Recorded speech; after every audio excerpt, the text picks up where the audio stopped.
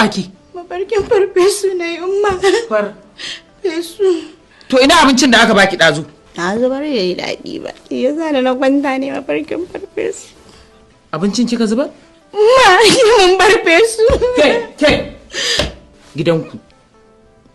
Babanki ya kawo farfesun ne? To ni ba da kaza a nan gidan ma. Umma shi kenan dama na san ba kya. Idan matanka biyu zan zama ta uku. Idan matanka uku zan zama ta hudu. Idan matanka hudu za ka saki ɗaya ka aure ni.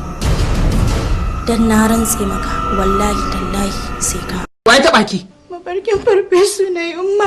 Farfesu. To ina abincin da aka baki ɗazu? Na zubar ya yi daɗi ba. Ya sa da na kwanta ne mafarkin farfesu. Abincin kika zubar?